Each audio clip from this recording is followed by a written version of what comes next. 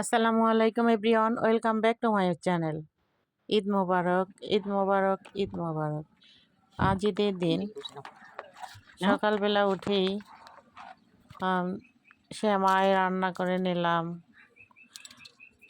তারপরে অন্যান্য খাবার রান্নার আয়োজন করতে হবে।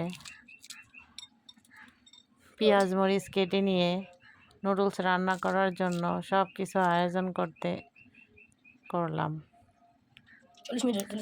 পেঁয়াজ মরিচ কাটতে কাটতে মনে হলো আপনাদের সাথে কিছু কথা শেয়ার করি। আজ ঈদের দিন, ধনী গরিব সবার জন্য ঈদ। ঈদ মানে আনন্দ। ঈদ মানে আনন্দ ভাগাভাগি করে নেওয়া। আমি আজকে অনেক কিছু রান্না করেছি। সেমাই, নুডলস, রোস্ট, পোলাও।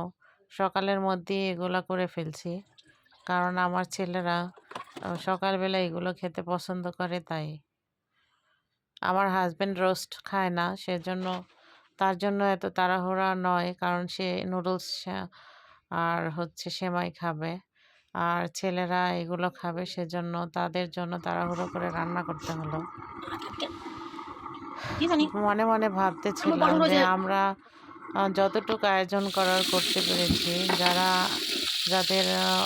যারা অর্থ কষ্টে আছে কিংবা স্বাবলম্বী ছিল, টাকা পয়সা অনেক ছিল, হঠাৎ করে অনেক বড় বিপদে পড়ে গেছেন, তারা হয়তো এতটুকু জোগাড় করতে পারেননি।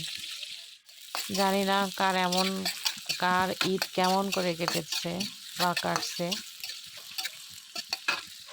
একবার মনে হয়েছিল এগুলো ভিডিও না বানাই, আবার মনে হলো দিন তো দিনের মতো চলেই যাবে, ভিডিও করে রেখেই দিই, হয়তো কারো না কারো ভালো লাগবে।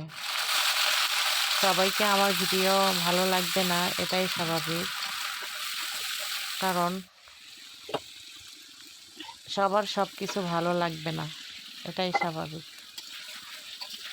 যারা একটু অর্থ কষ্টে আছে, যারা আজকে রোস্ট পোলাও খেতে পারছে না, কোরবানি দিতে পারছে না, তাদের অনেক খারাপ লাগবে। আর যারা করতে পারছে তাদের অনেক ভালো লাগবে।